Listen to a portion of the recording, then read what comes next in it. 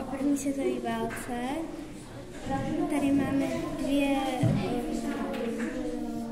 strany, ústřední mocnosti a státy dohody.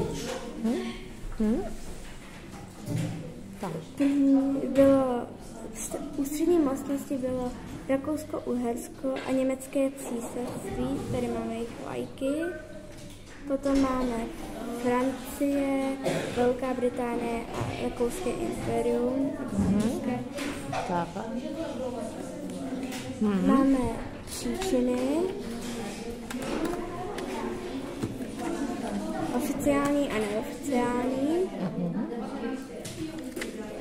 Tady máme rakouského arcivévodu Františka Ferdinanda de Este. Tady máme novinky ve zbraních. Tady máme první použité tanky. Tady letadla. A nebo radiotechnika. Potom tady máme panovníci.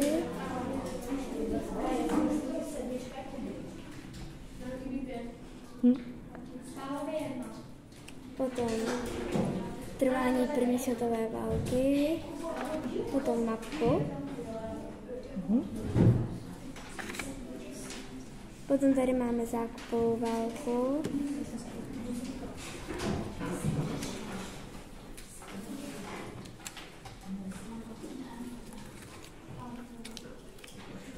Potom máme legionáře. To o zákopek. Tohle o zákopek tady ještě. A tady máme legionáře. Ty byly kde? Ve Francii a Čeští. V Rusku a v Itálii.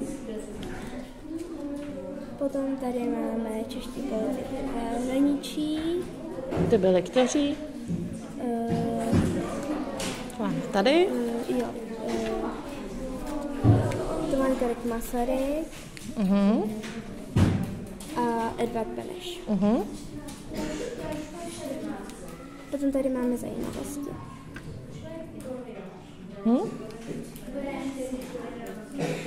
A vem ty holuby. Nejvíce ti líbily ty holuby.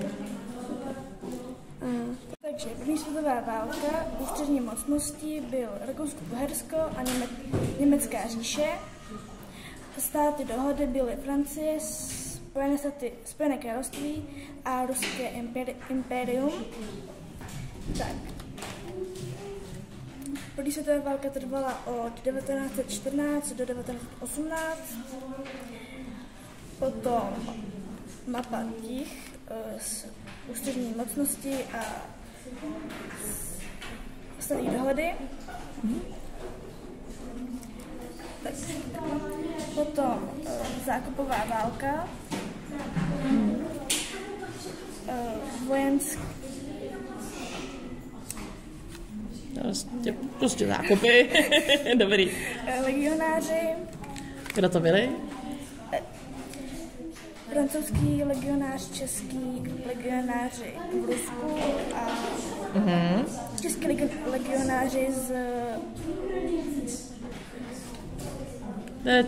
Kdo byli legionáři teda? To máme zajatý vojáci. Aha, tak jdeme dál. Tak potom panovníci v českých státech. Válčících státech? Jo. Super, dobrý. Potom novinky ve zbraních.